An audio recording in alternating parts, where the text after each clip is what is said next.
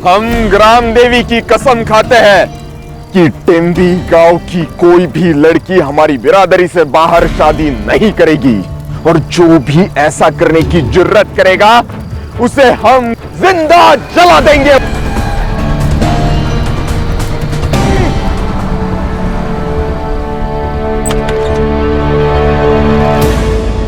चलो, गाड़ी तो आ गई। चलो चलो चलो जल्दी।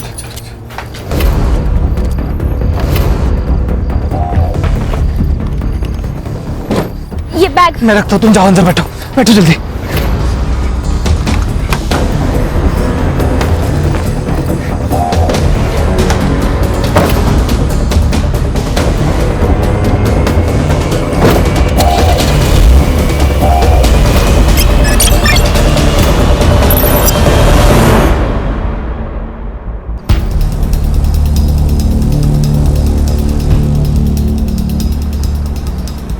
चिंता मत करना, बस एक आधे घंटे में हम लोग ढोलपुर पहुंच जाएंगे।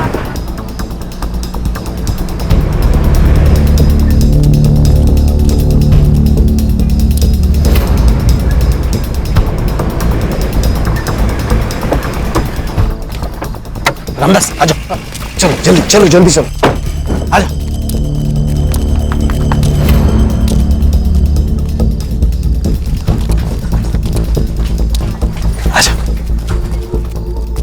बस कुछ ही दिनों की बात है, एक बार वहां का मामला शांत हो जाएगा, फिर मैं इन दोनों को लेके वहां जाऊंगा। देख रामदास, मतलब मैं जानता हूं कि तूने लता और भूपेन को तंबी गांव से बाहर क्यों निकाला, लेकिन भाई मैं इन दोनों को अपने घर में नहीं रख सकता।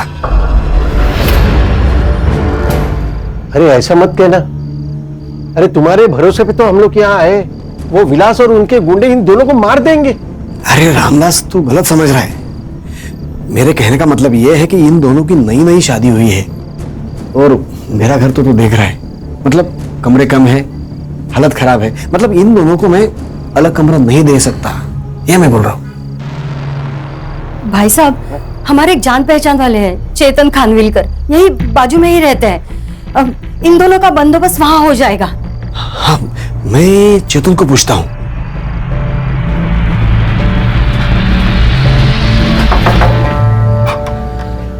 मकरम बाबू, क्या हुआ? अरे चेतन, ये मेरे दोस्त है रामदास, उनकी बेटी लता और भूपेन, इनको ना तुम्हारी मदद की जरूरत है। अच्छा, आइए आइए आइए अंदर आइए, आ जाओ, आइए। आ जाओ।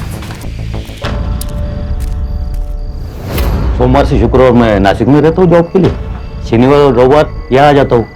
आप यहाँ रह सकते हो, पूरा घर इस्तेमाल कर सकते हो, लेकिन मेरा कमरा छोड़ के। बहुत बहुत मेहरबानी चेतन बाबू। आओ मैं तुम्हें कमरा दिखाता हूँ। देखो भूपेन बेटा, चाहे कुछ भी हो जाए, लेकिन इस घर से बाहर मत निकलना। ठीक है। अगर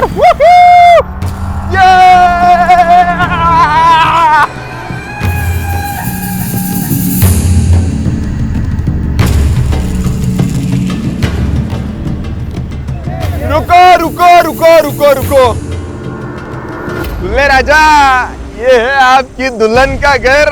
आए आए आए आए। पंडित जी, आज यहाँ लता की शादी होगी और हमारी बिरादरी में ही होगी। नाचो रे, ये अरे काका, ये रहा आपकी बेटी के लिए दूल्हा। तुम्हारी वजह से मेरी बेटी घर से बाहर गई। क्या? हमें पता है लता घर में ही है। ए, ढूंढो रे उसे। अरे ढूंढो, सारा घर ढूंढो। यही कहीं होगी। एक बार अगर लता घर में मिल गई ना, तो फिर देखना काका।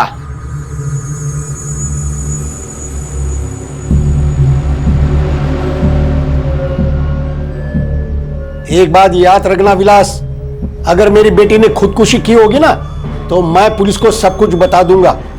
पुलिस क्या बक रहा है ये आदमी? हाँ, मैं क्या डरता हूं क्या पुलिस से? बुलाओ, चलो रे यहां से, चलो।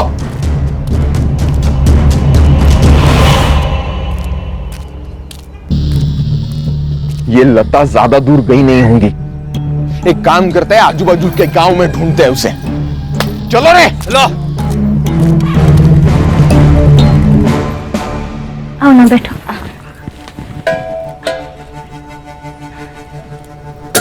भूपेन कहाँ है? वो सो रहे हैं।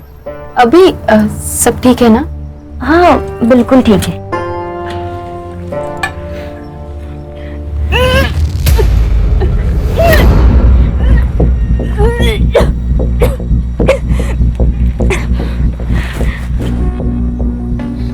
लता, तू प्रेग्नेंट है क्या?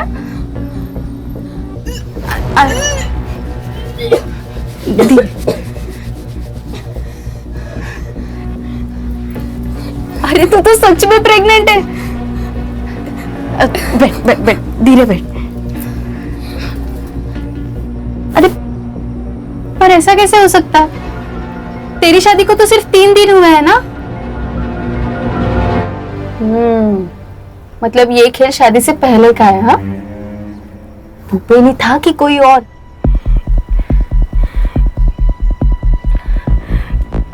कोई और था। कौन था पता ना? पहले तू मुझे वचन दे कि अगर मेरी जान को कुछ भी हो गया तो तू ये बात सबको बता देगी। लता, लता कौन सी बात?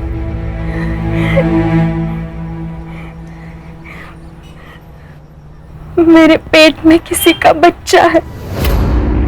किसका? मेरे पिता का। क्या? मेरा बाप मेरे ऊपर रेप करता था। मैं 14 साल की थी तब से। अरे पर तूने उनको रोका क्यों नहीं? तब हिम्मत ही नहीं थी।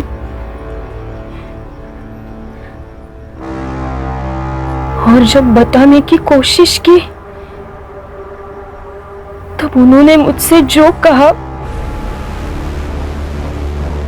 वो सुनकर मेरी हिम्मत ही खत्म हो गई।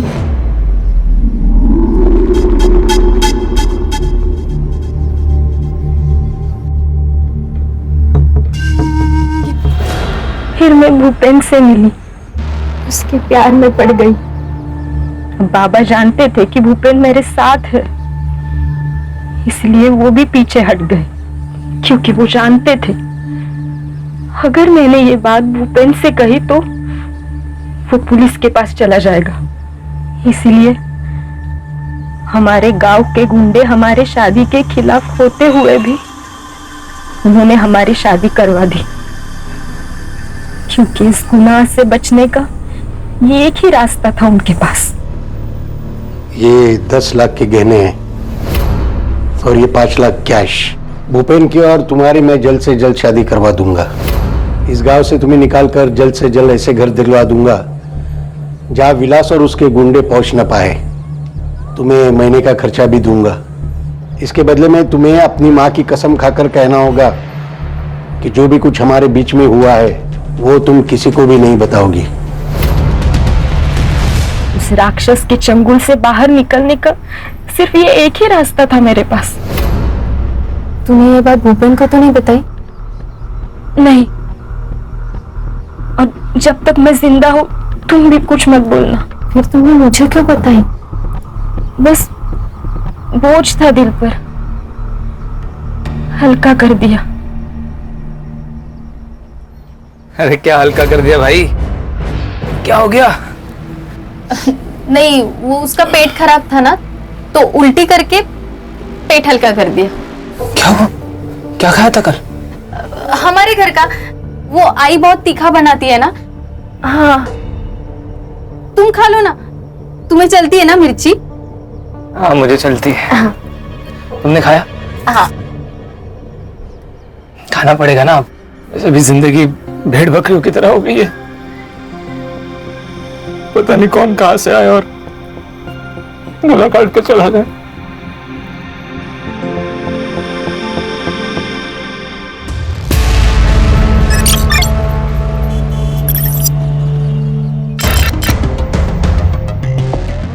मैडम, पहली न्यूज टैक्सी ड्राइवर्स के स्ट्राइक की है। आज उनका मोर्चा निकलने वाला है। बाद में दिल्ली की न्यूज आएगी, बीच में एक ब्रेकिंग न्यूज डाल देंगे। क्या ब्रेकिंग न्यूज है? टैक्सी ड्राइवर्स के स्ट्राइक को ट्रक ड्राइवर्स यूनियन का सपोर्ट। ये भी कोई ब्रेकिंग न्यूज है? कोई धमाकेदार न्यूज लाओ यार। वैसे एक धमाकेदार न्यूज को मैंने बाहर बिठा के रखा है।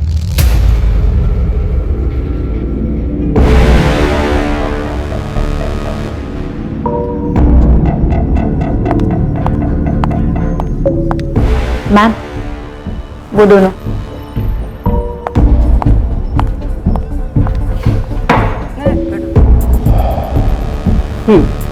बोलो। मैडम, मैं आपका प्रोग्राम देखती हूँ, निवेदिता की अदालत। मैं उस प्रोग्राम में आके कुछ बात बताना चाहती हूँ। क्या?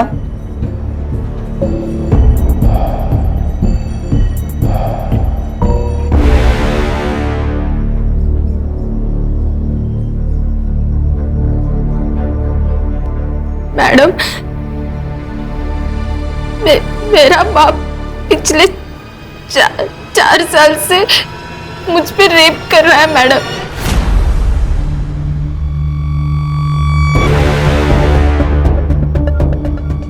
देखो, तुम्हें मेरे प्रोग्राम में लेने से पहले तुम्हारी बात रिकॉर्ड करनी पड़ेगी। क्यों मैडम? आप? मैं शरद, हम दोनों एक दूसरे से प्यार करते हैं, शादी करने वाले। रिकॉर्ड इसलिए करते ताकि बाद में आप मुकर न जाओ। मैं तैयार हूँ।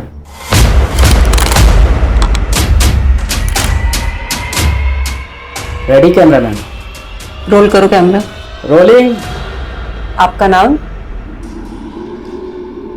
भारती देशमुख। मैं शरद नागमोड़े। कहाँ से आप लोग? धौलपुर, नासिक।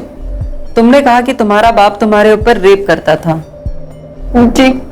कब से चालू हुआ ये सब? एक दिन आई मेरे पास आई और फिर। बेटा, इनकी भी घड़ी कर देना। हाँ माँ।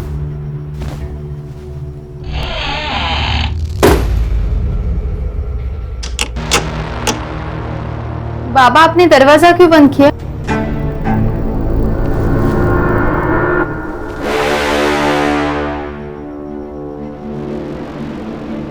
बाबा, बाबा छोड़ो ना मुझे। बाबा क्या कर रहे हो? बाबा छोड़ो ना मुझे। बाबा! तो फिर इस सब को तुम्हारी माँ की सहमति थी? मैम, लास्ट ईयर ऐसा ही केस पुणे में हुआ था। लड़की ने रिवोल्ट किया तो मार डाला था उसे। इसको भी उसी बात का डर था। इसको भी ऐसा ही बोला था कि अगर ये इसने अपना मुंह खोला तो सांग ना सांग मार के घर के अंदर गाड़ देंगे बोला। कैसा बाप हो सकता है ये? सौतेला बाप था वो इसका। ओह, मेरे पिता के गुजरने के बाद मेरे आई ने उससे शादी कर ली। तो सिर्फ वो मार देंगे इस डर से तुम सब कुछ सहती रही? फिर क्या करती मैं मैडम? हाँ,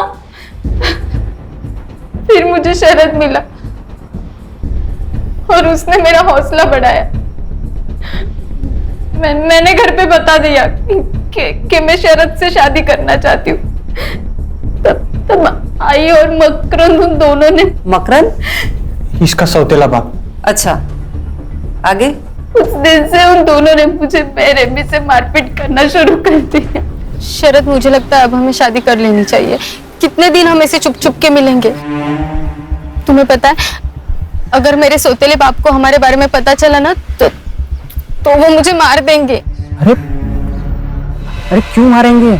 देखो, मैं तुमसे प्यार करता हूँ और तुमसे ही शादी करना चाहता हूँ, और यही बात मैं उनको भी बताऊंगा। क्या? और इसके बाद भी तुम्हारे ऊपर अत्याचार होते रहे? हाँ, पर अचानक एक दिन सब बंद हो गया। कोई वजह? क्योंकि तब उसने लता पर बलात्कार करना शुरू कर दिया। लता? ये कौन है? मकरंद के दोस्त की बेटी। तो उसके दोस्त को ये सब कुछ पता नहीं चला? नहीं, लता और भूपेन अपने गांव से भाग के हमारे गांव में आए थे। मकरंद ने रामदास के कहने पे उन्हें हमारे बाजू वाले घर में रखा था। भागने की कोई वजह? उनका भी हमारे जैसा ही था, और भूपेन छोटी बिरादरी का था। भूपेन जब घर पे नहीं होता था तो मकरंद किसी न किसी बहाने उसके घर जाने लगा और लता पे बलात्कार करने लगा। ये सब कुछ तुम्हें लता ने कहा? हाँ, वो भी डरी हुई थी। उसने मुझे विनती की कि मैं ये सब रोकूं। तो फिर मैंने। आई, तेरे उस राक्षस को बोल दिया वो जो लता के साथ कर रहा है ना वो बंद कर दे। क्या? क्या बंद करने का? और नहीं बंद किया तो क्या करेगी तू? मैं कुछ करूं या ना करूं, भूपेन जरूर करेगा। ए, लता ने उसे सब बता दिया है और भूपेन ना पुलिस में जाने वाला है। मालूम नहीं मतलब? लता और भूपेन उस दिन से गायब हो गए थे। मैडम, मैंने और शरद ने बहुत ढूंढा पर वो गांव में तो कहीं नहीं मिले।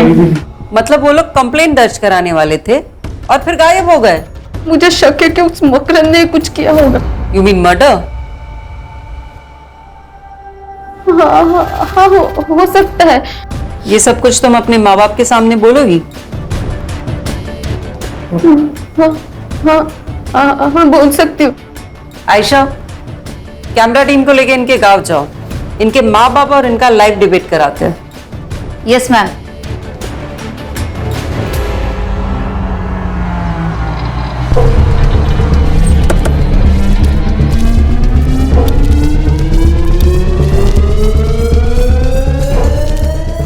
क्या भारती देशमुख का घर यही है? हाँ, अहो अहो लवकर बाहेर या, कोण आलेत बघाय लोक। मकरंद देशमुख, भारती देशमुख के पिता। जी मैं हूँ। मैं आयशा, डेली न्यूज से। मुझे आपका एक इंटरव्यू करना है। मैंने ऐसा कौन सा तीर मारा है? आपकी सौतीली बेटी भारती ने आप पे आरोप लगाया है कि पिछले कई सालों से आप उसका रेप करते आए हैं। क्या? सही सुना है आपने मेरे दर्शकों। एक बाप, एक सौतेला बाप अपनी सौतेली बेटी पर बार बार रेप करता रहा। तो सुनते हैं आज उस बलात्कार की शिकार से कि उस पर क्या बीती। बोलो भारती, क्या इस आदमी ने तुम पर रेप किया है? मैं 14 साल की थी तब से ये आदमी मुझ पे रेप करता आया है। अरे क्या नाटक कर रही है लड़की? माना कि मैं सौतेला बाप हूँ उसका, मगर बेटी जैसा प्यार किया है मैंने उससे, कुछ भी बात कर रही है। मकरंद जी शांत रहिए, आपको बोलने का मौका दिया जाएगा। बोलो भारती। अगं काय बोलतीयस काय तू? वेड लागलाय का तुला? आई, तू भी इस सब में शामिल है। मैं चीखती थी, चिल्लाती थी और तू शांति से हॉल में बैठती थी। आई, झूठ पे झूठ बोल रही है, झूठ पे झूठ बोल रही है। भारती क्या बात कर रही है तू? देवा शपथ सांगतो मैंने ऐसा कुछ नहीं किया, मी असं नाही केलंय हो। भारती नहीं, मैं झूठ नहीं बोल रही हूँ। इस आदमी ने मेरा ही नहीं, अपनी दोस्त की बेटी लता का भी बलात्कार किया है। कुछ भी बोले जा रही है, झूठ बोल रही है। ये ऐसे नहीं है। अरे आप शांत रहिए, भारती को बोलने दीजिए, मौका दिया जाएगा आप तब बोलना। हाँ बोलो भारती तुम। लता ने ये बात भूपेन को बताई। भूपेन पुलिस जाने वाला था पर उसके पहले इस राक्षस ने उन दोनों का खून कर दिया। क्या बात कर रही है? मैंने खून किया? नहीं, मैंने खून नहीं किया। भारती पागल हो गई है। मैडम बंद, ऐसा कुछ नहीं। करिए, सब ये झूठ है सब। बंद कर दो ये।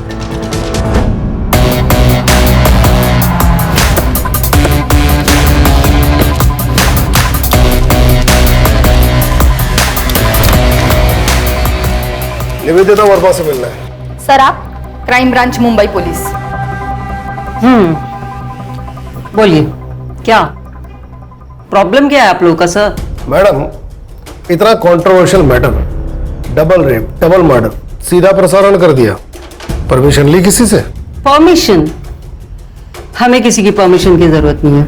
अच्छा, आपने या उस लड़की ने केस फाइल किया? हम क्यों केस फाइल करें? पागल हो गए हो क्या? ऐसा खींच के दूंगी ना कान के नीचे, सीधा पागल खाने जाना पड़ेगा। रश्मि मैडम, अगर उस लड़की के बाप ने रेप किया है और मर्डर भी, तो अब तक तो वो भाग चुका होगा। और अगर ऐसा हुआ होगा तो इसकी सारी जिम्मेदारी आप पर और आपके इस चैनल पर होगी। तो जाओ पकड़ो उसे। हमें क्यों धमका रहे हैं आप लोग? धमका नहीं रहे मैडम, बता रहे हैं। Adding escape of criminals comes under IPC 130, जिसकी सजा है 4 से 6 साल तक की। लगता है मैडम आपको अभी ना जेल में न्यूज चैनल खोलना पड़ेगा। हाँ, लेके चलो मैडम को पुलिस स्टेशन। सिर्फ आईपीसी 130 नहीं, 132, 133 है, 135 और 137 भी लगते हैं। देखते हैं मैडम को बेल कैसे मिलती है। चाहते क्या है आप लोग? लड़की का है। अगर मैं कहूं तुम झूठ बोल रही हो तो? साहब मैं झूठ बोल के मेरा और मेरे घर वालों का नाम क्यों खराब करूंगी साहब? मेरी जान को खतरा था, इसलिए मैंने ये कदम उठाया साहब। अगर जान को खतरा था तो यहाँ आने से पहले पुलिस के पास क्यों नहीं गई? मैं चाहती थी कि मेरे बाप ने जो कुछ भी किया ना वो पूरी दुनिया के सामने आ जाए, ताकि कोई बाप ऐसा राक्षस ना बने। तुम्हें पक्का यकीन है उस कपल का, क्या नाम है उसका? लता और भूपेन। हाँ, वो लता और भूपेन का मर्डर तुम्हारे बाप ने किया है? हाँ साहब, यकीन है। तुमने देखा था उसे? जी सोप्पा प्रश्न है, खून करते हो तो उसको देखा था क्या तुमने? अरे साहब, हमने उनको जगह जगह ढूंढा, पर जो शिकायत लिखाने आए थे वो कहाँ गए फिर? ठीक है, चलो मगर तुमको ना अपने माँ बाप के ऊपर केस दर्ज करना होगा। क्या? नहीं साहब, मैं मेरे माँ बाप पे केस नहीं कर सकती साहब। नहीं, क्यों नहीं कर सकते? साहब हम दोनों को शादी करनी है साहब। हाँ साहब। साहब मैं नहीं चाहती कि मेरे सौतेले बाप का डर ना हमेशा हमारे सर पर रहे साहब। कोई बात नहीं सर, केस तो ये मैडम भी दर्ज कर सकती है। हाँ, और आईपीसी 130 से छूटने के लिए इतना तो कर ही सकती है ना आप मैडम। सिद्धार्थ, धौलपुर के लोकल पुलिस स्टेशन में फोन करके बोलो कि अगर मकरंद भाग गया तो हमें इन्फॉर्म करें, और अगर वो घर पे ही है तो हमारे पहुंचने तक उसके घर के बाहर पहरा लगा के रखने को बोलो। रश्मि, लता और भूपेन जिसके घर पे रहते थे उसको समन भेजो। इस वक्त सब लोग अपने घर जाओ, 2-3 दिन के कपड़े लेकर वापस मिलो। हम लोग सीधे यहाँ से तेम्बी गांव निकल रहे हैं, वहां से धौलपुर जाएंगे।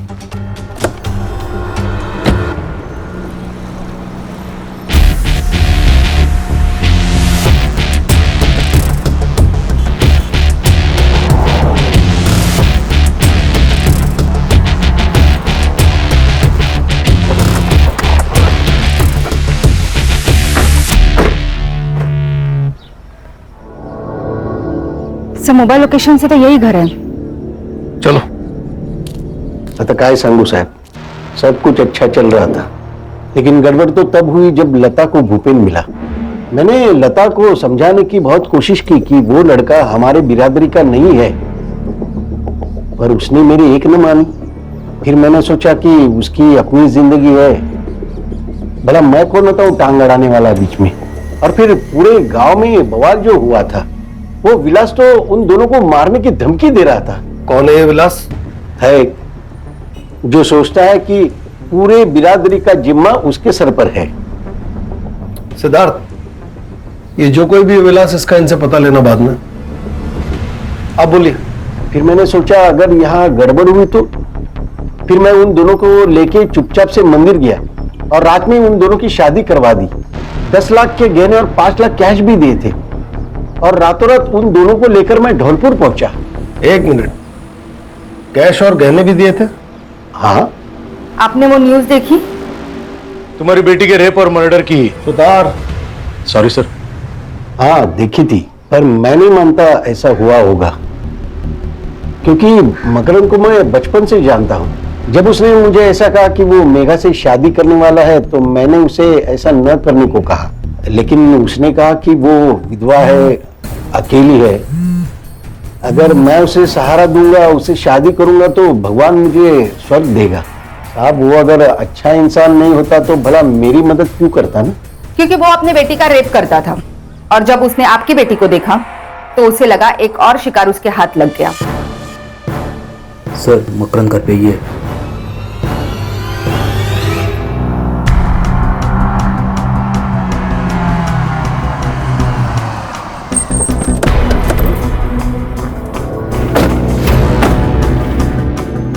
सर लोकल पुलिस वहां खड़े है, मतलब घर वही होगा।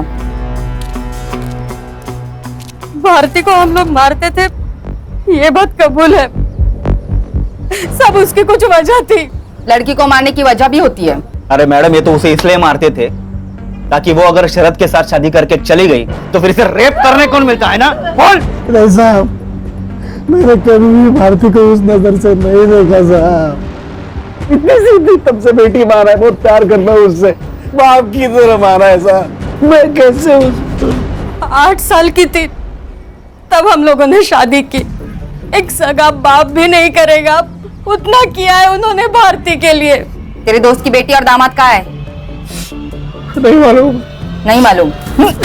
उसका भी रेप कर डाला तू? नहीं, मैंने रेप नहीं किया। मर्डर कर दिया ना उनका? बोल, बॉडी कहाँ फेंकी? बोल। ए, थाम रे, थाम। भारती और लता का रेप, लता और भूपेन का मर्डर, इसमें तुम सस्पेक्ट हो। तुमको कस्टडी में लेना पड़ेगा। नहीं नहीं साहब ऐसा मत करो साहब ऐसा मत करो साहब। थाने से लेडीज कांस्टेबल बुलाओ, इन दोनों को कस्टडी में लो। Yes sir. ये लता और भूपेन जिसके यहाँ रहते थे वो खानविलकर आया नासिक से? चेक करता हूँ सर।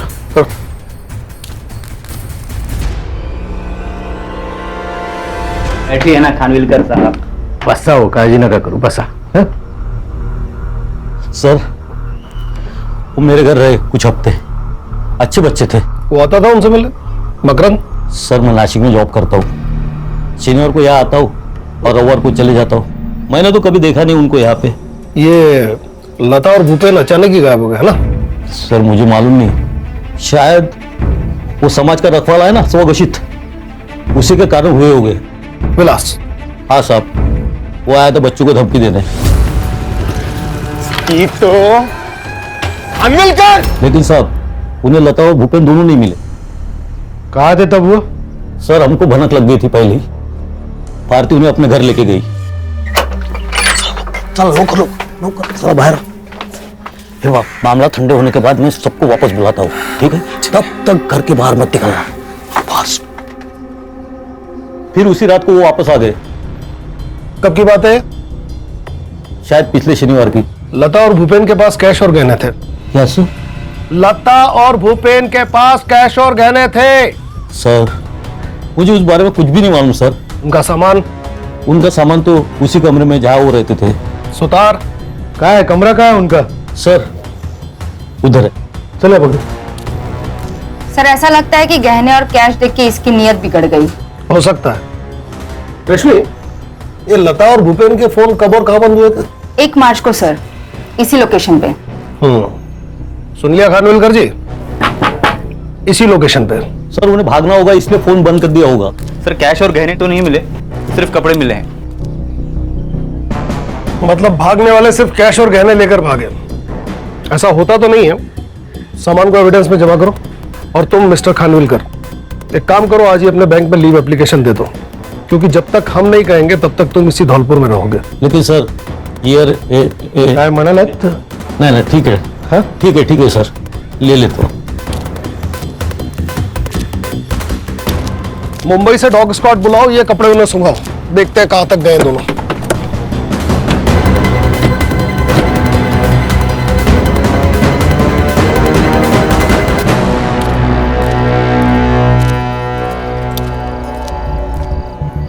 लैपटॉप है तुम्हारे पास? हाँ है सर। आज रात को इस बिरादरी के रक्षक विलास का सारा कच्चा चिट्ठा निकालो, कल सुबह से इसी के गांव तेम्बी में मिलते हैं।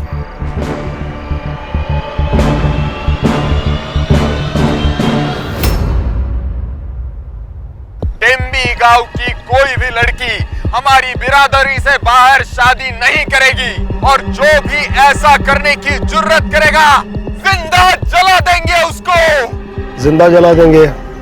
तुम ही हो ना लता और भूपेन को इसी चक्कर में मारा? साहब सबूत है तो बात करो, वरना वकील तो मैं जेब में लेके घूमता हूँ, समझे?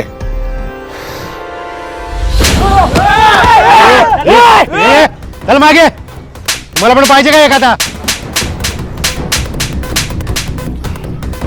क्या रे, लोकल पुलिस समझा? क्राइम ब्रांच है मुंबई से। एक बार उठा के ले गए ना, तेरी 10 पीढ़ियों को पता नहीं चलेगा कि कहाँ गायब हो गया।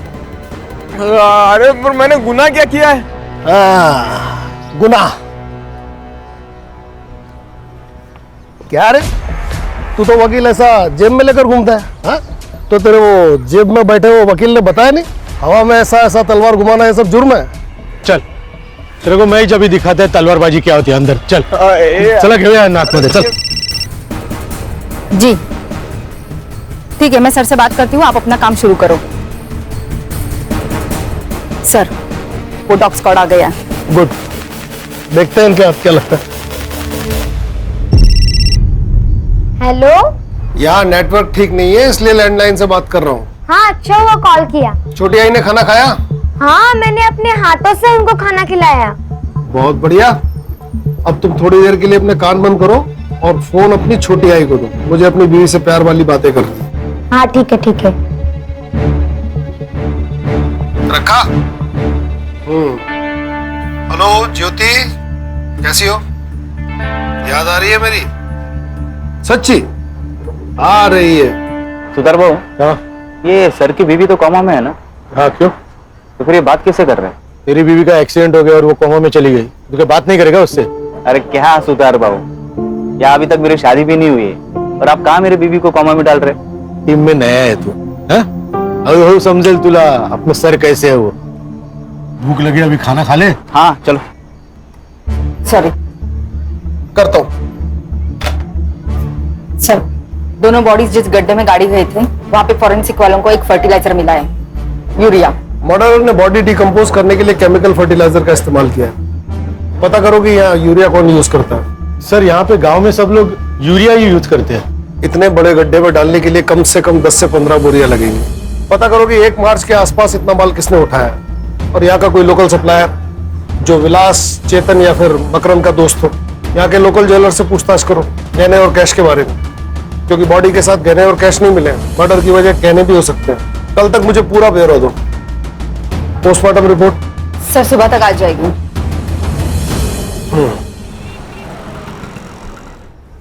Good morning sir. Good morning. नाश्ता करो। सिद्धार्थ और सुतार का दिखाई नहीं दे रहे। सर वो ज्वेलर्स और फर्टिलाइजर सप्लायर्स के पास गए हैं। सर पीएम रिपोर्ट आ गई है। मर्डर गला घोट के हुआ है और लता प्रेग्नेंट थी। भूपेन से? नहीं सर, मैंने अर्जेंट बेसिस पे फिटनेस का डीएनए भूपेन से मैच करवाया, पर मैच नहीं हुआ। अगर वो भूपेन से प्रेग्नेंट नहीं थी तो किससे प्रेग्नेंट थी? मकरंद। उन्हें धौलपुर आए सिर्फ 1 ही हफ्ता हुआ था, तो मकरंद से कैसे प्रेग्नेंट हो सकती है? कोई और है? सर पीएम रिपोर्ट के हिसाब से मर्डर 1 मार्च को हुआ था। सबसे पहले तो ये पता लगाना होगा कि लता प्रेग्नेंट किससे थी। सर और एक बात, चेतन की मोबाइल लोकेशन के हिसाब से चेतन 1 मार्च को धौलपुर में ही था। हो सकता है उस दिन बैंक हॉलीडे था, महाशिवरात्रि थी। हाँ सिद्धार्थ बोलो। सर हम मार्केट में इंक्वायरी कर रहे हैं। एक फार्मर है विजय घरात, जिसने 27 फेब को नॉर्मल से भी ज्यादा यूरिया परचेज किया है। Good job. अब ये पता लगाओ कि इसका हमारे सस्पेक्ट में से किसके साथ कनेक्शन था। Okay sir. लता और भूपेन के संपर्क में जितने भी लोग थे, सबके मोबाइल लोकेशन निकालो। 1 मार्च को धौलपुर में कौन था और लता किससे प्रेग्नेंट हुई? इन सवालों के जवाब हमें कातिल तक पहुंचा सकते हैं। जी सर। नहीं, मेरी बेटी किसी और से प्रेग्नेंट हो ही नहीं सकती। तुमने तो कहा था कि लता और तुम एक दूसरे से कोई बात नहीं छुपाते थे, फिर ये बात तुमसे लता ने कैसे छुपाई? मालूम नहीं साहब, मुझे तो लगने लगा है कि वो प्रेग्नेंट थी, इसलिए भूपेन से जल्दी शादी करना चाहती थी। मैं भी कैसा बाप हूँ, बेटी का दर्द ही समझ नहीं पाया। रामदास जी, आप 1 मार्च को धौलपुर में क्या कर रहे थे? 1 मार्च को वो सर ये सबके मोबाइल के लोकेशंस आ गए हैं। इनका लास्ट लोकेशन भी धौलपुर बता रहा है। हाँ, वो तो मैं लता को मिलने गया था ना। अब याद आया, टाइम खोटी क्यों किया? मुझे लता की बहुत याद आ रही थी ना, इसलिए गया था। मिली? हाँ साहब। क्या बात थी? कुछ नहीं, यहाँ वहाँ की। यहाँ वहाँ की, इधर उधर की। रश्मि। जी सर। जिप बैग है? हाँ है। हाँ, ये आप क्या कर रहे साहब? तेरा बाल चोरी कर रहे हो। पता है ना क्या कर रहा है? Of course sir.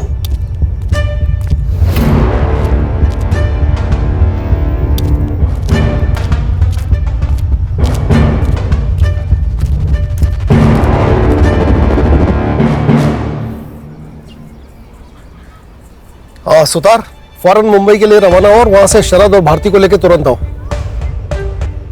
इस बाल की डीएनए रिपोर्ट कब तक आ जाएगी? सर मैं कोशिश करती हूँ रिपोर्ट जल्द से जल्द मिले। ये लता के कॉल रिकॉर्ड्स में उसकी सबसे ज्यादा बात किससे हुई है? सर भूपेन और धौलपुर में भारती से। और कोई मर्द? नहीं। अगर लता किसी और मर्द के कांटेक्ट में नहीं थी तो फिर प्रेग्नेंट किससे हुई?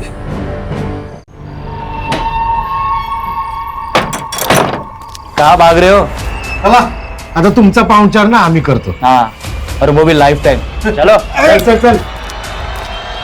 तेरा डीएनए लता के फीटस से मैच करता है। सच बोलेगा, छोड़ो इन दोनों को तेरे ऊपर। मैं वो सिद्धार्थ, तेरा बेल्ट देना। देखिए साहब मैं सच कह रहा हूँ साहब। देख, तू यहाँ कितना भी झूठ बोल ले, लेकिन कोर्ट में नहीं बचने वाला। लेकिन साहब मैंने कुछ नहीं।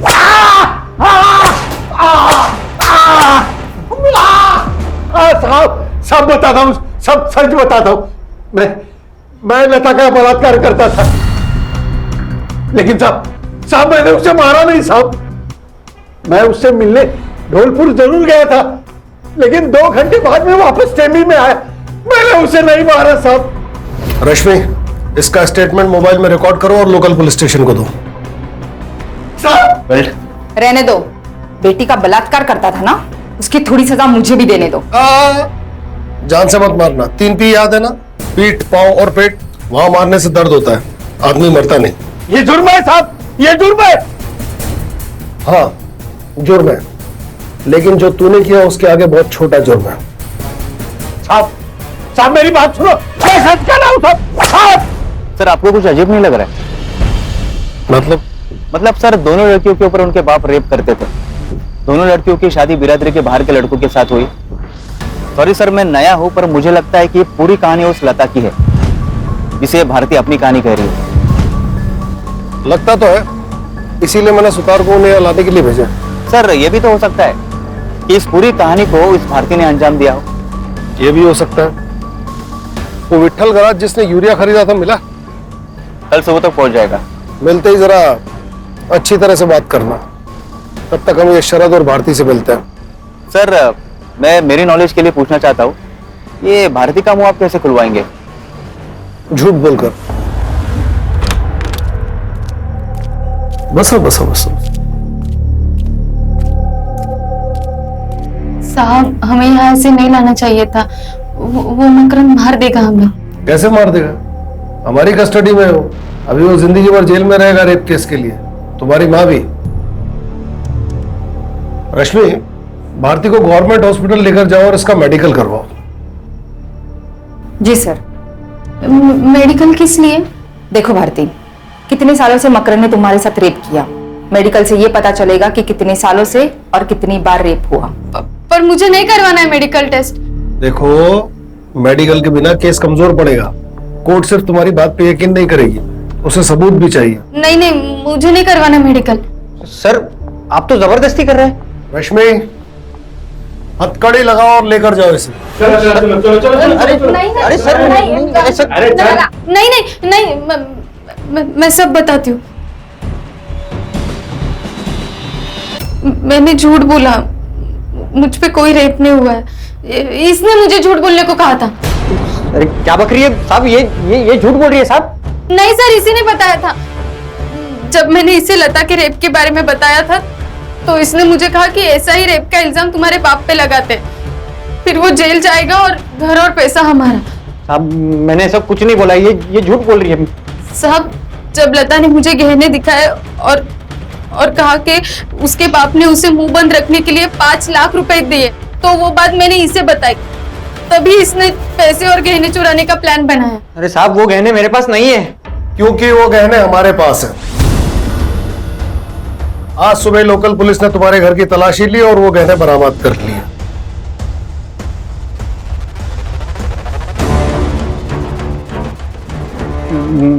मुझे नहीं मालूम ये गहने मेरे घर पे कैसे आए। शायद आप लोगों ने छुपाए होंगे मुझे फंसाने के चक्कर में। सर विट्ठल खराज से बात हुई है कि शरद ने उसे यूरिया की बोरियां ली थी। देखा, तुम्हारी मोबाइल लोकेशन भी वहीं की थी। सबूतों की बारिश हो रही है। एक और सबूत दूं? सुतार, इसका बैग चेक करो, कैश उसी में मिलेगा। सर अरे सर बैग में कुछ नहीं है।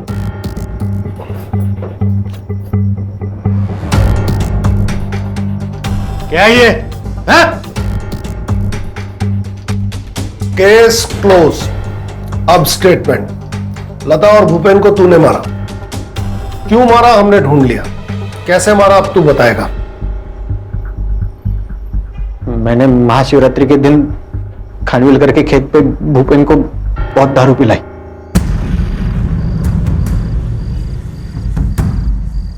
और जब वो पीके टून हो गया तो उसकी जेब से चाबी निकाली और खानविलकर के घर में घुस गया। और जैसे ही मैं अंदर घुसा साहब, खानविलकर बाहर आ गया। मैं डर गया साहब, मैं अंदर जाके छुप गया।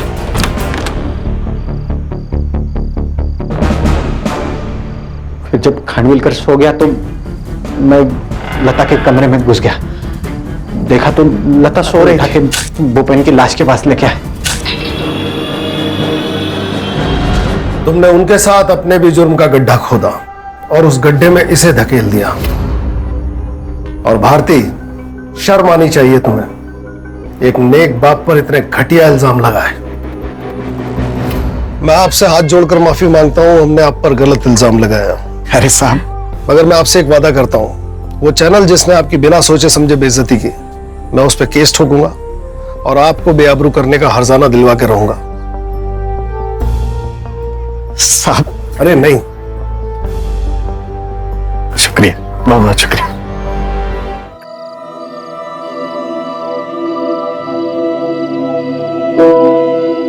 मीरांश, तुमने सारे टेबल बुक करा लिए? मैंने कहा था ना तुम्हारे लिए एक सरप्राइज है। किस बात का सरप्राइज? ना तो आज मेरा बर्थडे और ना ही हमारी एनिवर्सरी है। सेलिब्रेशन ओकेजन देखकर नहीं, मौका देखकर करना चाहिए। आई नो प्रीत, हमारे मैरिज में काफी प्रॉब्लम्स आई है। मैं हमेशा अपने काम में बिजी रहा और जब तुम तकलीफ में थी मैं तुम्हें समय नहीं दे पाया। चलो, फाइनली तुम्हें रियलाइज तो हुआ कि तुमने क्या किया है। जितने चाहे ताने मार लो, लेकिन प्लीज अपने दिल से कड़वाहट निकाल दो प्लीज। एक नई शुरुआत करते हैं ना प्रीत। प्लीज प्रीत, हमारे रिलेशनशिप को एक और मौका देते हैं ना प्लीज। क्या कहती हो? हाँ कहती हूँ।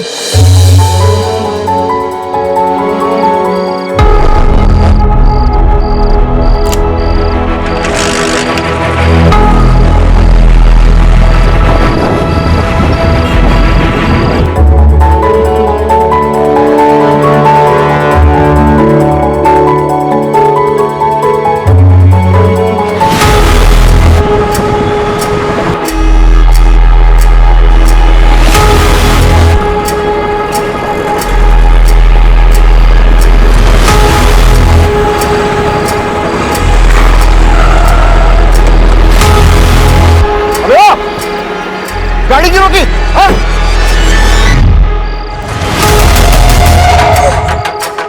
मिराज! मिराज!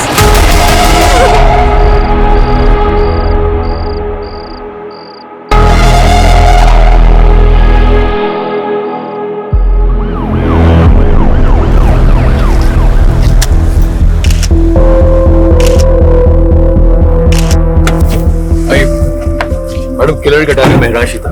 रिपब्लिक पार्टी का लीडर, उसकी वाइफ प्रीत भी उसके साथ में थी। ओके। और किलर ने सिर्फ महराज को ही मारा। बॉडी को मैंने पास के अस्पताल में भेज दिया है और उसकी वाइफ काफी सदमे में। उसका कहना है कि वो किलर को देख नहीं पाई। मैडम, 3 बुलेट शेल्स मिली है। महराज भाटी काफी पॉपुलर पॉलिटिशियन था। ये केस हमारी रात की नींद उड़ाने वाला है। प्रीत को थोड़ा टाइम देते हैं, फिर उनसे बात करते हैं और किलर की डिटेल्स लेते हैं।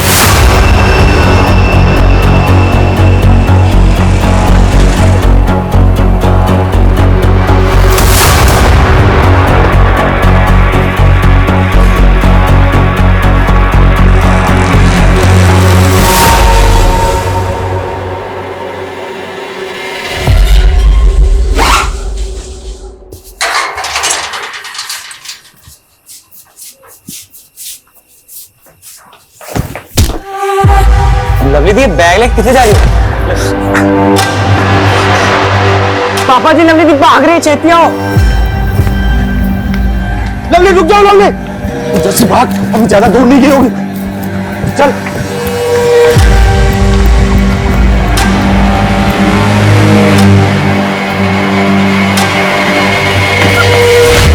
पूरे खानदान की नाक कटवाने चली है तू। तुम्हारा ऐसी हरकत की ना तो तेरी जान ले लूंगा, समझी तू? चल चल। ये लीजिए। प्रीत जी, अपने आप को संभालिए। गोली चलाने वाले की शक्ल तो देखी होगी ना आपने? हेलमेट पहना हुआ था। बाइक का नंबर? कुछ नहीं देख पाई मैं, कुछ नहीं देख पाई।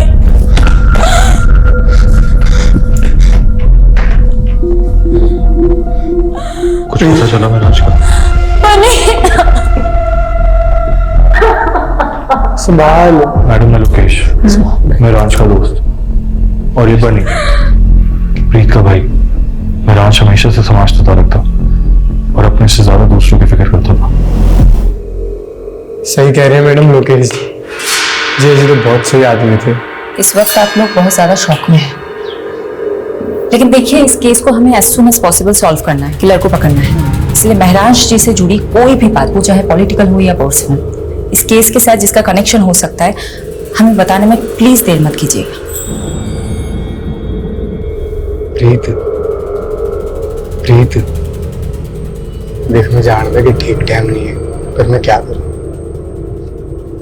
जिया जी के अंतिम संस्कार के लिए मुझे थोड़े पैसे चाहिए थे। तू तो मेरे हालात जानती है। कितने पैसे चाहिए? कोई 5-1 लाख। और जी जी लोकल हीरो थे यार, हजारों फॉलोअर्स थे उनके। अब सिर्फ घर में पूजा पाठ करने से तो नहीं चलेगा, एक अच्छा सभा का आयोजन तो करना पड़ेगा ना। प्रीत जी की गाड़ी आ गई।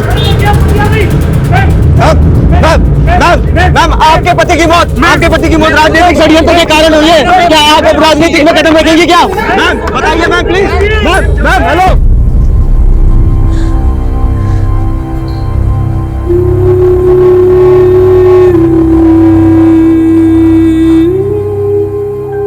पानी पी, वो पी ले।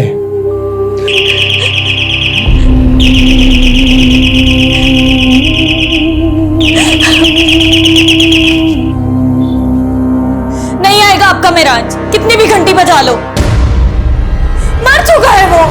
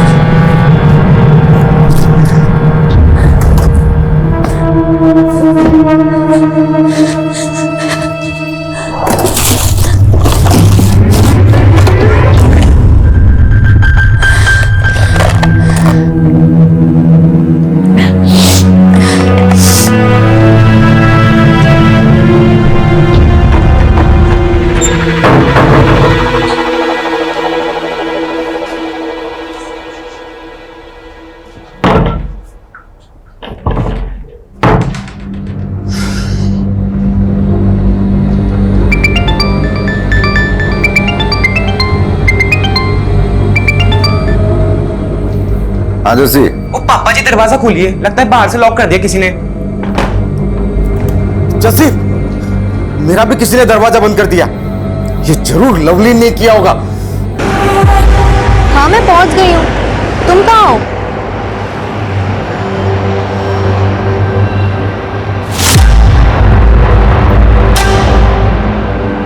इतना टाइम क्यों लगाया? ओए सूरजमुखी, प्यार का पहला खत लिखने में वक्त तो लगता है ना।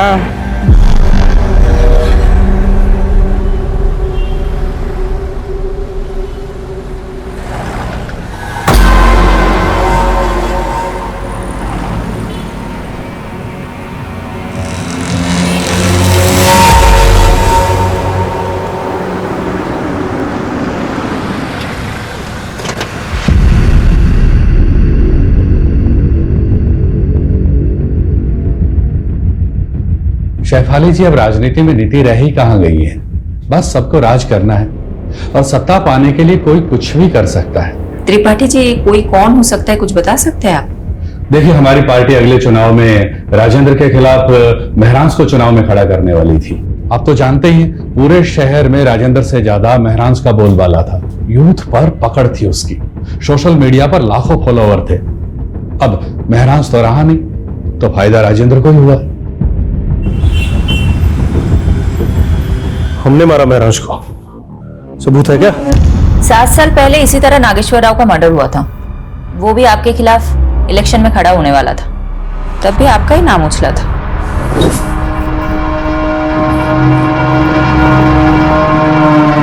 शेफाली सेन गुप्ता कपूर, वो क्या है ना शेफाली, महरांश का हमसे कोई मुकाबला नहीं था। और वो अंग्रेजी में क्या कहते हैं? फिलोसफी। उसकी फिलोसफी में ही गड़बड़ थी।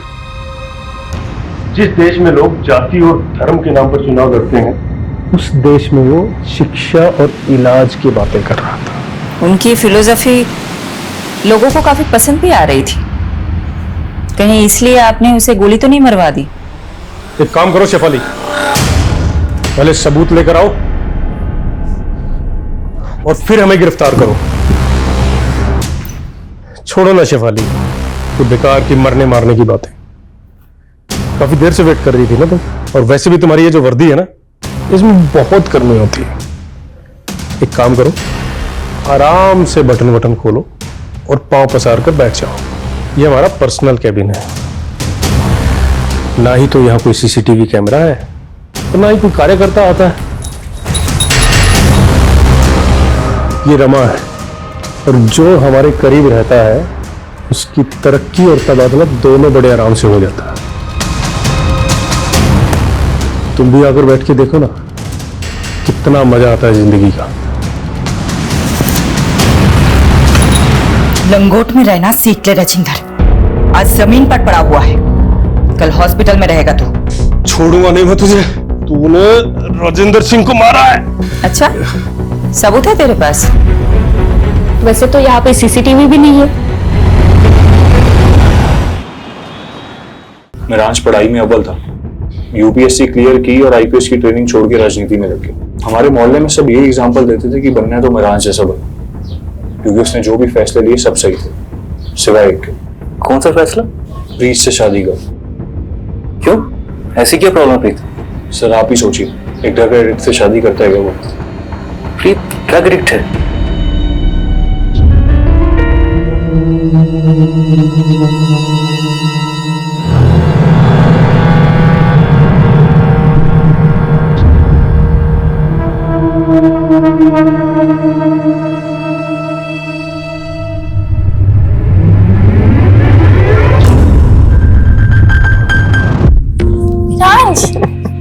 क्या कर रहे हो?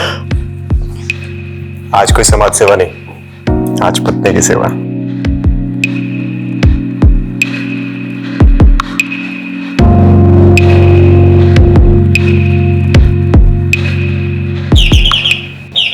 आया माँ। मामा क्या हुआ? क्या हुआ माँ?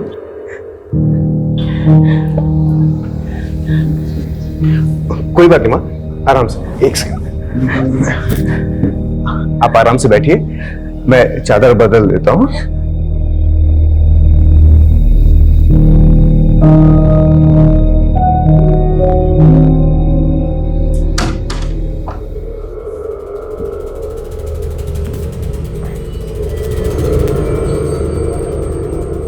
I'm sorry प्रीत, वो माने।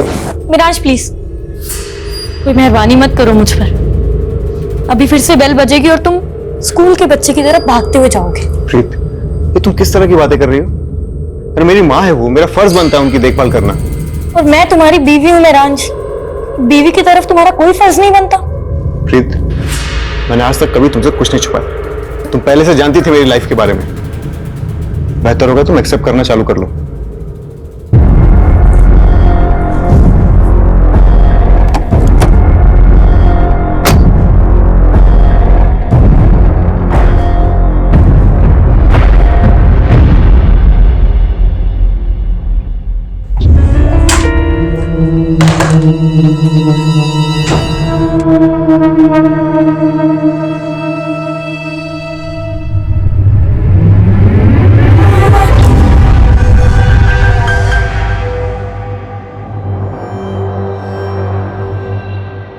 बनी हमने शादी तो कर ली है, पर आगे क्या? तो यार मेरे लिए अपना घर छोड़ता, मैं तुझे थोड़ी कुछ होने दूंगा।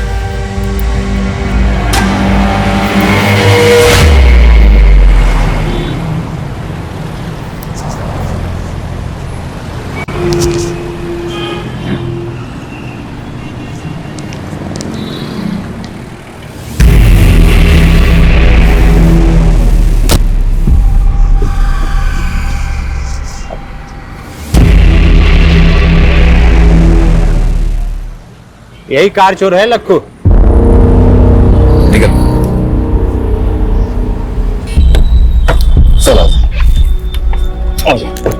छोड़ चोर नहीं हूँ, गाड़ी मेरी है, चाबी खो गई थी इसलिए से खोल रहा था। तेरी ऐसी ही थी। पुलिस होगी गुंडागर्दी करते हो? गुंडागर्दी मैं तुझे बताता हूँ, चला जा। अरे कहाँ लेके जा रहे हो? चल बताता हूँ, चल तेरी गाड़ी लेके आ जा। मैडम फॉरेंसिक ने महराज के फोन और लैपटॉप से डाटा रिट्रीव कर लिया है, इसमें कॉपी है। ओके। हाँ एक बंदा हाथ लगा, कार चोर। कार चोर? प्रीत से तार जुड़े इस कार चोर के। चलो। क्या मैडम, एसी लगवाना चाहिए ना इंटरोगेशन रूम में? अब बोलो तो एक first class AC second hand में दिलवाओ। लखू तो एयर कंडीशन की नहीं, अपनी कंडीशन की फिक्र कर। मर्डर का चार्ज लगा है तेरे पे, वो भी एक नामी नेता का। बुरा फंसने वाला है तू। टिंगल कर रहे हो ना मैडम, सब समझता हूँ मैं ना। होल पट्टी देके डराने का फॉर्मूला ना पुराना हो गया। फूल नहीं देते हम, सीधा कूट देते हैं। अरे मैडम, मैंने ऐसा कौन सा गुनाह कर दिया कि आप लोग मुझे मर्डर के चार्ज में फंसा रहे हो? नाटक बंद कर, इसे देख और अच्छे से बता, जानता है इसे? यादव का कहना है तुम्हारा चक्कर महराज की बीवी प्रीत के साथ है। देखा यादव, मैंने कहा था ना, लखू जैसे फटीचर आदमी के साथ प्रीत का चक्कर हो ही नहीं सकता। ओ मैडम, फटीचर नहीं हूँ मैं, महीने का 1,00,000 1,50,000 कमाता हूँ, और वो प्रीत क्या मुझे पालेगी? उल्टा मैं उसके खर्चे उठाता था। सच आ गया ना जुबान पर। अब बता, कार चोरी करते करते प्रीत को कैसे फंसाया? तो शादी से पहले मैं प्रीत को ड्रग सप्लाई करता था। नशे की लत थी प्रीत को, उसे माल मिलता था और मुझे मजे। लेकिन प्रीत के भाई बनने को जब हम दोनों के बारे में पता लगा तो उसने महराज के साथ उसकी शादी कर दी। धीरे धीरे उसके नशे की लत भी छूट गई, दिल तोड़ के चली गई मेरा। बस उसी दिन से मैंने भी ड्रग्स की लाइन छोड़ दी। ओए मजनू, प्रीत के कॉल रिकॉर्ड से पता चला कि तू शादी के बाद भी उससे बात करता था फोन पे। साहब, प्रीत ने खुद मुझे ढूंढा था सोशल मीडिया पे, फिर कॉल भी किया था मुझे। लक्कू प्लीज मेरी बात सुन, मैं सच में तुझसे बहुत प्यार करती हूँ। तू मुझे यहाँ से कहीं ले चल, कहीं दूर चलते हैं ना हम दोनों। एक बात और, मैं अकेले नहीं आऊंगी, मिराज के दिए हुए पैसे और गहने लेकर आऊंगी। प्रीत, थोड़ा वेट कर, मैं कुछ करता हूँ। अच्छा प्रीत, वो गहने कितने के होंगे वैसे? महराज को शक हो गया था तुम दोनों पर, तुम दोनों का मिलना मुश्किल हो गया था, इसलिए तुमने महराज के मर्डर का प्लान बनाया। कुछ भी कहोगे मैडम, एक औरत होते हुए मेरी सिस्टर पे इतना घटिया आरोप लगाते हो, आपको शर्म नहीं आती? उस कार चोर ने क्या और आपने मान लिया? झूठ बोल रहा है वो, मेरे से पूछ लो, कहानियां बना रहा है। सच है क्या है? सच है बनी, मेरा लक्कू के साथ अफेयर था। तेरा दिमाग फिर गया? लक्कू ने ये कबूल किया है कि उसने ही महराज को मारा है, प्रीत के कहने पर। ये झूठ है, और लक्कू से मुझे कोई प्यार नहीं था। मैं लक्कू का सिर्फ इस्तेमाल कर रही थी ताकि मैं मीरान से अलग हो सकूं। पर क्यों? क्या पति पत्नी में रिश्ते अच्छे नहीं थे? मीरान और मेरा प्यार से ज्यादा दया हमदर्दी का रिश्ता था। उसके लिए तो मैं सिर्फ एक सोशल प्रोजेक्ट थी, जिसने मेरे जैसी नशे की मारी औरत का भला किया था। बनी, मुझे थैंक यू कहने की कोई जरूरत नहीं है। अरे मुझे तो इस बात की खुशी है कि मैं प्रीत से शादी कर रहा हूँ और एक ऐसी लड़की को नई जिंदगी दे रहा हूँ जो नशे की गिरफ्त में है। मिराज द ग्रेट के लिए हम सब बेचारे थे। उसकी अपनी माँ, मैं, मेरा भाई, हम सब पर एहसान थे मिराज के। बनी, तुम पर क्या एहसान था मिराज का? मैडम जी सॉरी, इसका दिमाग फिर गया है। मैं ही बेरोजगार था, जिया जी ने तो मुझे मोबाइल स्टोर खुलवा के दिया था। मिराज के दिल में सबके लिए प्यार से ज्यादा दया थी। वो ये भूल गया था कि रहम की जिंदगी एक वक्त के बाद घुटन बन जाती है, और उसी घुटन से बचने के लिए मैंने लक्कू की मदद ली थी। पर मैंने मिराज को नहीं मरवाया। और जहां तक मैं लक्कू को जानती हूँ, वो भी ये सब नहीं कर सकता। प्याज की तरह पड़ते खुल रही है प्रीत। मुझे ऐसा लगता है कि ये प्रीत और बनी हमसे बहुत कुछ छुपा रहे हैं। मैडम, ये प्रीत और बनी दोनों भाई बहन पंजाब में लुधियाना के रहने वाले। चलो लग जाते हैं प्याज के परते खोलने में, देखते हैं किसके आंसू निकलते हैं, प्रीत के या बनी के।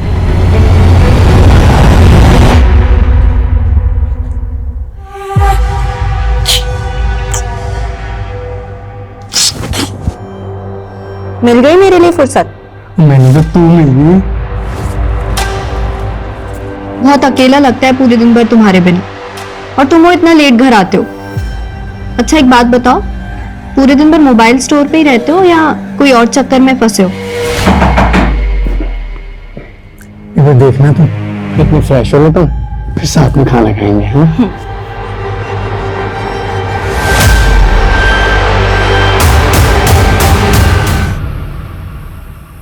महराज भाटी के केस में उलझो, कोई सस्पेक्ट नहीं मिला? सस्पेक्ट्स है, सबके पास मोटिव भी है, लेकिन इतना रायता फैल चुका है ना, I am losing my objectivity. कोई दिशा नहीं मिल रही केस में। आई थिंक महराज को आइडिया हो गया होगा कि उसकी जान को खतरा है। कैसे? शिफाली, जो लोग पब्लिक और पॉलिटिशियंस के बीच में घिरे रहते हैं ना, उनका इंट्यूशन बहुत स्ट्रांग हो जाता है, वो अपने आसपास के खतरे को सुन लेते हैं। अगर महराज भाटी को भनक थी कि उनकी जान को खतरा हो सकता है, तो वो प्रिकॉशनरी स्टेप्स तो लिए होंगे ना? बिल्कुल। आमीन, अगर मैं महराज भाटी की जगह होता तो उस शख्स के खिलाफ सबसे पहले सबूत इकट्ठे कर रहा होता जिससे मुझे सबसे ज्यादा खतरा हो। मेक सेंस, लेकिन अगर बस good night and good luck to both of अस।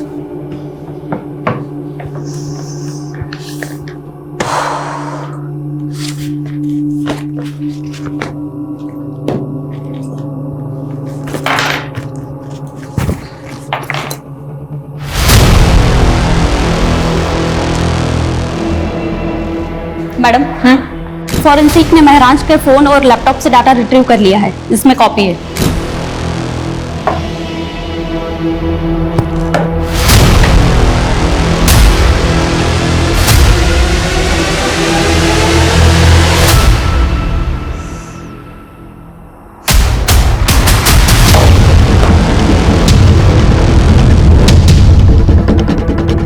पारुल, मैंने तुम्हें एक एड्रेस भेजा है, कल सुबह 9 बजे मुझे इसी एड्रेस पे मिलना, 9 AM शार्प।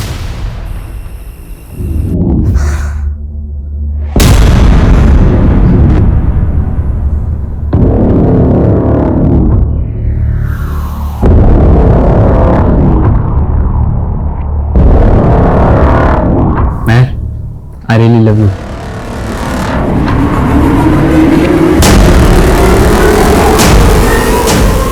एक मिनट, एक किस के 500 लूंगी और 2 किस के 800। क्या बात है यार, तेरा तो पूरा मेन्यू कार्ड रेडी है।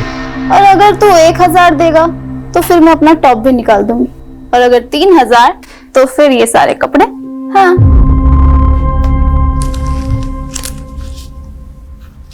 ये मेरा पर्स तेरा, तेरा पूरा मेन्यू कार्ड मेरा। मेहर, कौन है अंदर? तू यहीं रुक, मैं भी देख कर आती हूँ। क्या है?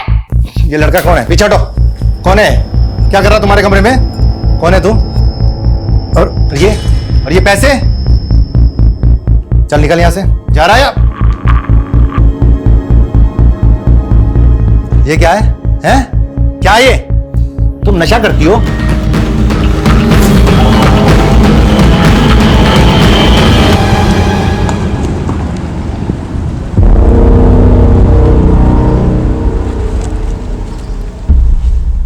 चार साल पहले आपकी बिल्डिंग के कंस्ट्रक्शन के दौरान एक इमारत गिर गई थी, 7 मजदूर मारे गए थे। तब महराज भाटी ने आपके खिलाफ PIL फाइल की थी और हाई कोर्ट ने फैसला सुनाया था आपके खिलाफ। मजदूरों के परिवारों को कॉम्पेंसेशन के तौर पे पैसे और प्लॉट देना पड़ा था।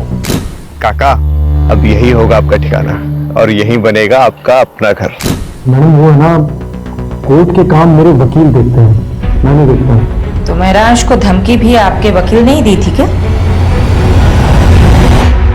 महराज भाटी, अपने काम से काम रखने का क्या लेगा तू भी क्या याद रखेगा? मैं ही बोलता हूँ, माताजी के नाम पर गुड़गांव में एक आलीशान पेंट हाउस और 50 लाख कैश, और अगर इससे भी तेरा पेट नहीं भरा तो तेरे पेट में कूलियां भरवा दूंगा। मुझसे तोलमोल करना आपके बस की बात नहीं मिस्टर दीपक झुंझुनवाला। बेहतर होगा कि आप उन गरीबों को मुआवजा दे दीजिए। ये आवाज आपकी है ना मिस्टर झुंझुनवाला? अब ये मत बोलिएगा कि किसी ने आपकी आवाज की नकल की है।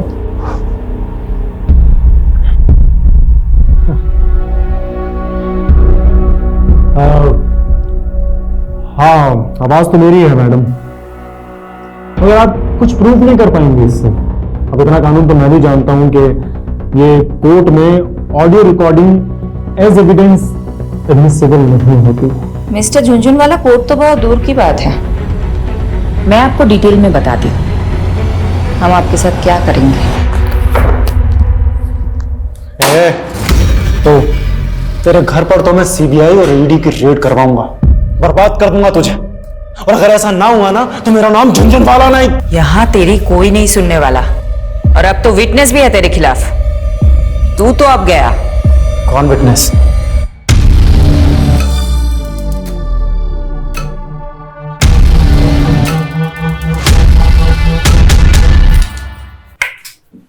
अंधेरे में क्यों बैठे हो? महर ने फिर बदतमीजी की क्या?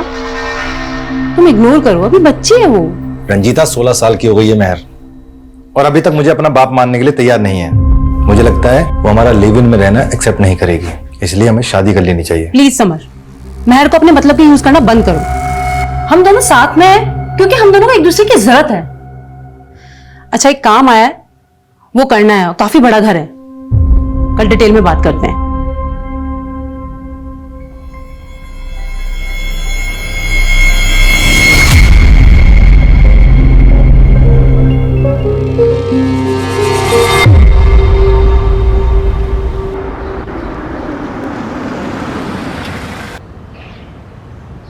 यादव जी, प्रीत ड्रग एडिक्ट थी, लेकिन रिहैब के बाद उसकी हालत में काफी सुधार था। ऑन रिकॉर्ड तो उसके खिलाफ और कोई केस है नहीं, लेकिन हाँ, प्रीत के भाई बनी के खिलाफ कुछ ही टाइम पहले एक केस फाइल हुआ था।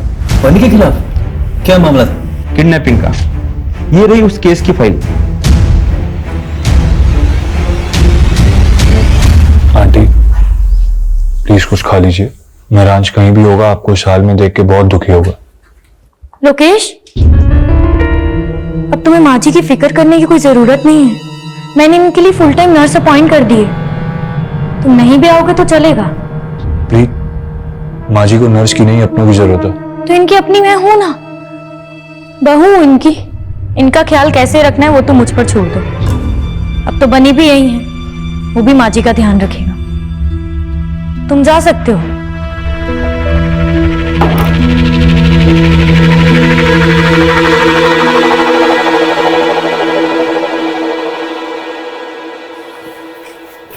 एक साल पहले लवलीन और बनी लुधियाना से भागकर दिल्ली आ गई,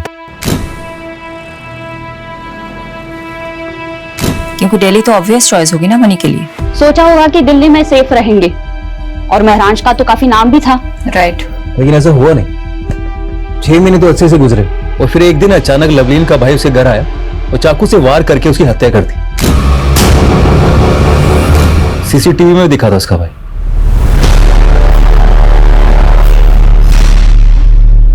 मैंने मारा है अपनी बहन लवलीन को।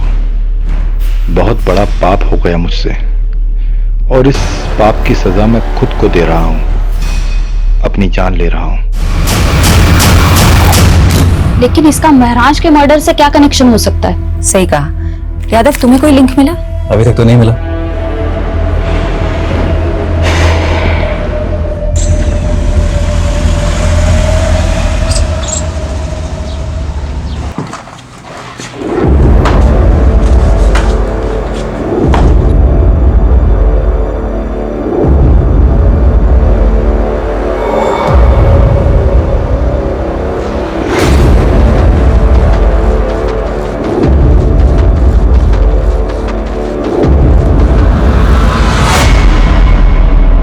किससे मीटिंग चल रही थी?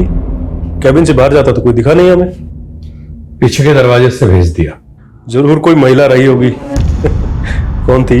राजेंद्र जी, आपकी इन्हीं हरकतों की वजह से आपकी पार्टी ने आपको टिकट नहीं दिया। टिकट से क्या होता है? महराज को भी टिकट देने वाले थे ना आप लोग। क्या हुआ? ऊपर का टिकट पहले कट गया उसको। देखिए, आज जो प्रस्ताव लेकर आए हैं उसमें आपका ही फायदा है। महराज के अलावा आपकी पार्टी के पास कोई ऐसा उम्मीदवार नहीं है जो आपको चुनाव जितवा सके। ये काम हम कर सकते हैं। अगर आपकी पार्टी हमें टिकट देती है तो जीत पक्का। थोड़ा वक्त दीजिए, सोच कर बताते हैं। सोच लो, जितना दिमाग नोचना है नोच लो। हमने भी काफी कुछ सोच रखा है। सूरज जी गाड़ी यहीं रोक दीजिए, मैं यहीं से वॉक करके चली जाऊंगी। सोलंकी जी आप भी घर चले जाइए, लेट हो गया। ठीक है मैम।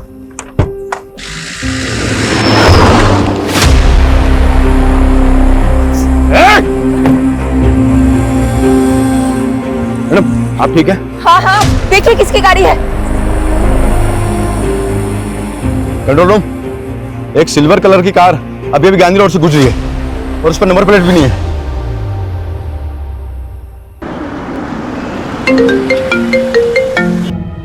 तुम और वीडियो कॉल, क्या हो गया? तुम ठीक हो? कहाँ चोट आई है, दिखाओ मुझे। अच्छा तो तुम्हें पता चल गया?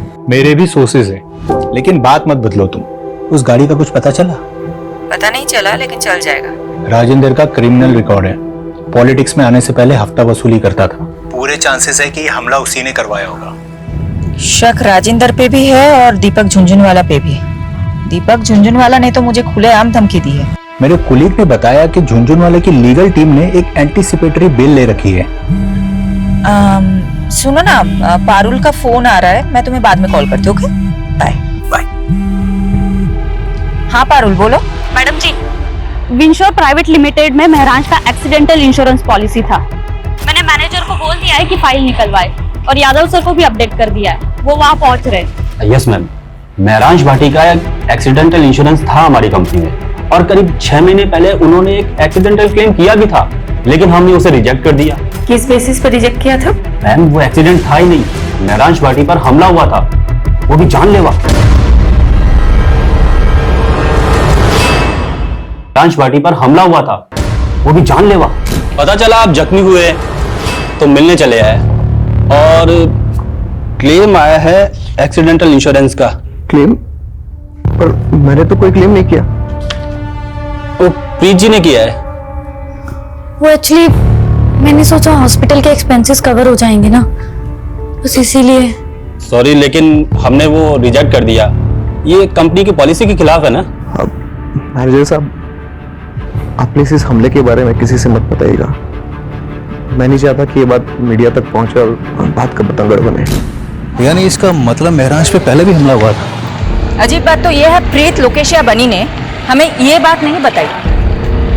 हो सकता है इन तीनों में से भी कोई शामिल हो। अब हम अपने तरीके से पता लगाते हैं। इंश्योरेंस क्लेम फाइल से उस डेट का पता करो और महराज का फोन उस डेट के आसपास किन किन लोकेशन में एक्टिव था उसका पता लगाओ।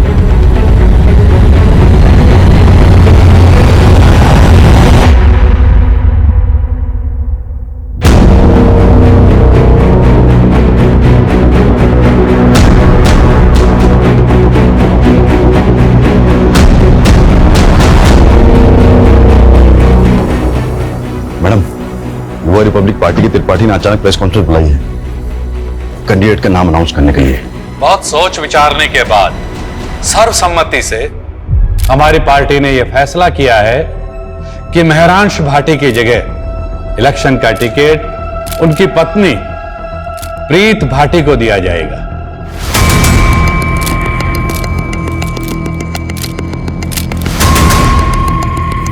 मैं त्रिपाठी जी और पार्टी के सभी वरिष्ठ सदस्यों को आभार प्रकट करती हूँ। मेरे पति महरांश, उनकी ख्वाहिश थी इस शहर के लोगों की सेवा करना। तो क्या टिकट पाने के लिए प्रीत ने महराज को रास्ते से हटाया होगा? साथ ही मैं दिल्ली पुलिस से भी दरख्वास्त करती हूँ कि मेरे पति महराज के कातिल को जल्द से जल्द पकड़ा जाए। और आप सब लोग। हाँ यादव, कुछ मिला? मैडम एक हिस्ट्री शीटर है केदार कामरे, 4 महीने से फरार चल रहा। तुम पहुंचो, मैं पेपर वर्क तैयार करके तुम्हें वही डायरेक्ट मिलूंगी।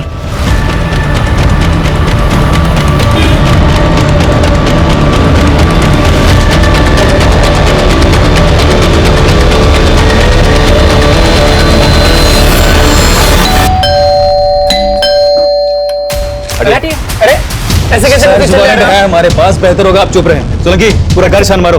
मैडम पर चेक करो।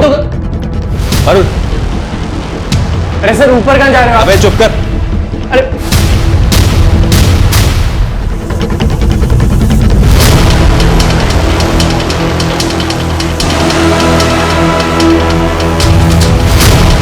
मैडम नशे का गोदाम भरा या तो नार्कोटिक टीम को इन्फॉर्म करो। यादव सबको सील कर दो। प्रीत, तुम हमारे साथ चलो, तुम्हारे साथ बहुत सारी बातें करनी है। और इलेक्शन लड़ने का जो विचार है ना तुम्हारे मन में, वो भूल जाओ, क्योंकि ये खबर मीडिया तक जरूर पहुंचेगी।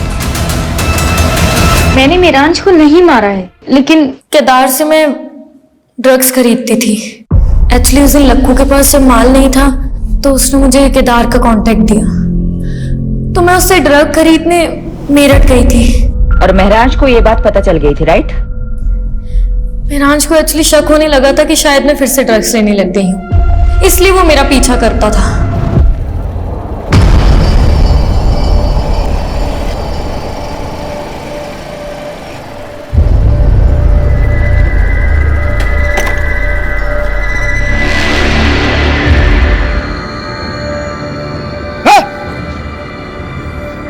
क्या हो रही?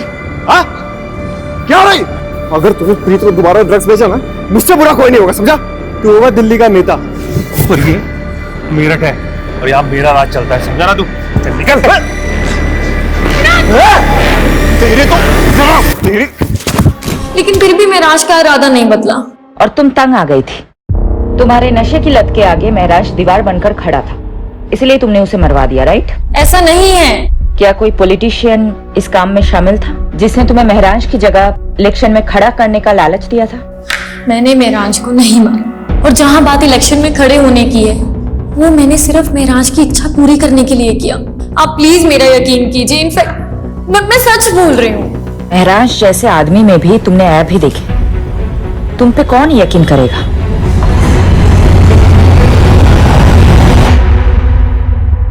प्रीत, लक्खू, राजेंद्र, दीपक झुंझुनवाला, ड्रग पेडलर केदार और बनी, ये सब सस्पेक्ट्स के तौर पे हमारे सामने आए, लेकिन किसी के खिलाफ हमारे पास कोई कॉन्क्रीट सबूत ही नहीं है। मैडम, इन सब से हमने अपने तरीके से पूछताछ की, लेकिन अभी तक कुछ भी हाथ नहीं लगा। महराज के पिछले 2 साल के कॉल रिकॉर्ड्स भी चेक किए, लेकिन उससे भी कोई लीड नहीं मिला। सिचुएशन हमारे लिए बहुत फ्रस्ट्रेटिंग है। मैं पर्सनली बहुत गिल्ट फील करती हूँ कि मैं एक विक्टिम को इंसाफ नहीं दिला पा रही। एक माँ से उनका बेटा छीन गया, लेकिन हम कुछ कर ही नहीं पा रहे।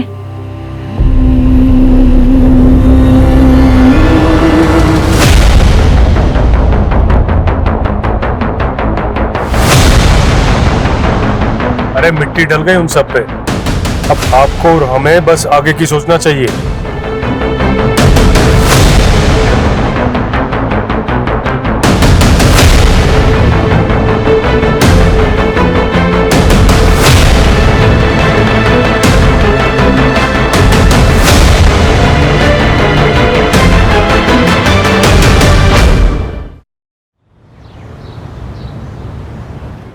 ये तो हमारी बेटी की बदकिस्मती है जो इतनी छोटी सी उम्र में विधवा हो। वैसे भी अकेले जिंदगी काटना बहुत ही मुश्किल काम है। वैसे भी हमारी बेटी अभी तो यंग है, इसीलिए हमने इसकी दूसरी शादी का विचार किया, और हम बहुत खुशकिस्मत हैं जो हमें इतना अच्छा लड़का मिला। मेरे भाई की भी पहली पत्नी शादी के 2 साल बाद ही गुजर गई, लेकिन मैं चाहती थी कि मेरे भाई का दोबारा घर बसे, इसलिए आज मैं बहुत खुश हूँ, और मेरी बेटी मेहर भी, कि मेरे भाई को इतनी अच्छी लड़की मिली। क्यों समर, सही कहा ना? इस बात पर एक ग्रुप सेल्फी तो बनती है। आ जाओ सब।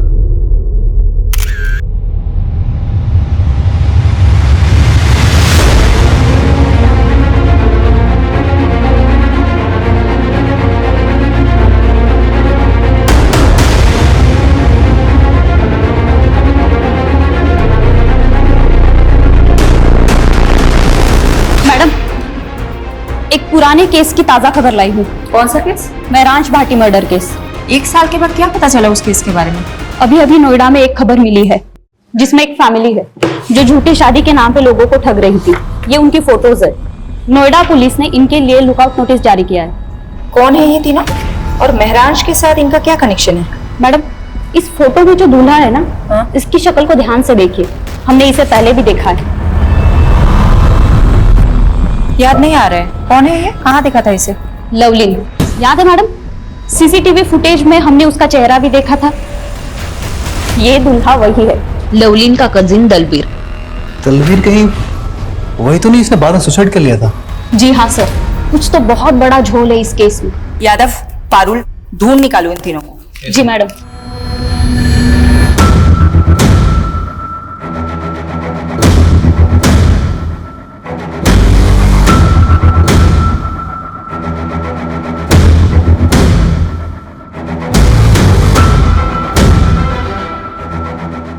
मैडम, उस औरत के बारे में पता चल गया। रंजीता नाम है उसका। कुछ साल पहले प्रोस्टिट्यूशन के धंधे में थी, लेकिन अब A क्लास की एस्कॉर्ट होगी और अब लोगों को ठगने का काम भी शुरू कर दिया उसने। चारा डाल दो। ओके। 5,000 दूंगा, लेकिन जगह एकदम सेफ होनी चाहिए। उसकी फिक्र मत करो। कैसी जगह जाना है, होटल या? अरे नहीं नहीं, होटल नहीं, ऐसी जगह जहां पुलिस का लफड़ा ना हो। समझ गई। चलो, मैं जानती हूँ ऐसी एक सेफ जगह।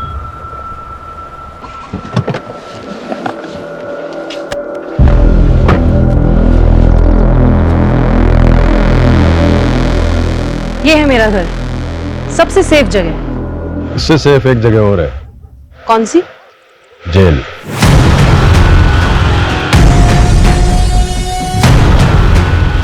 अरुण,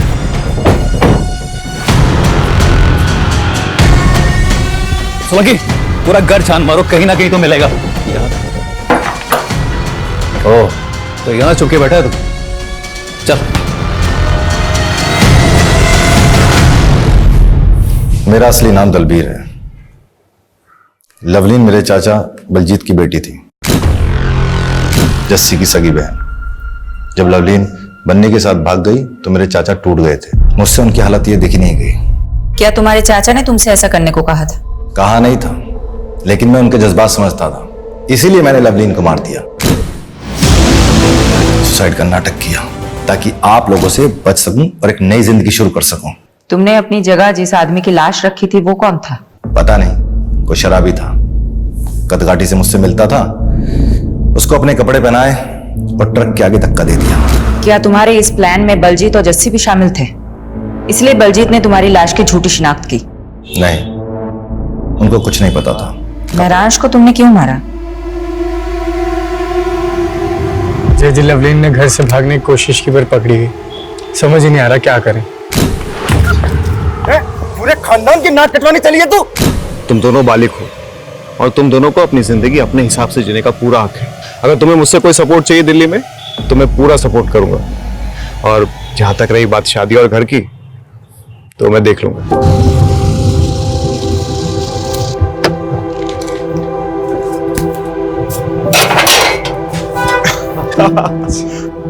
जीते रहो, जीते रहो, मुबारक हो। अब आज से यह है तुम दोनों का नया घर। आओ, और किराए की बिल्कुल फिक्र मत करना। 3 महीने का एडवांस मैं पहले ही दे चुका हूँ। शुक्रिया महराज भैया, अगर आप नहीं होते तो हम दोनों कभी एक नहीं हो पाते। और तुम दोनों की शादी की अर्जी मैंने कोर्ट में ऑलरेडी डाल दी है, और जल्दी तुम दोनों हस्बैंड वाइफ बन जाओगे। लवलीन कभी अपने प्लान में कामयाब नहीं होती अगर वो महराज उन दोनों को सपोर्ट नहीं करता। मेरे चाचा को जो दुख पहुंचा, मेरे खानदान पर जो कालिक लगी, उसका जिम्मेदार महराज था। गुस्सा भी आता है और तरस भी आता है तुम्हारी ऐसी पिछड़ी सोच पर। क्या गलत किया था तुम्हारी बहन ने? वो बालिग थी, उसे हक था अपनी मर्जी के लड़के के साथ शादी करने का। तुम होते कौन हो किसी की जिंदगी के फैसला करने वाले? और जिस चाचा के नाम पर तुमने ये जुर्म किया है ना, वो भी आज तुम पर शर्मिंदा होंगे। क्राइम पेट्रोल के और भी दिलचस्प कहानी देखने के लिए हमारे चैनल को सब्सक्राइब करें और बेल आइकॉन दबाना न भूलें।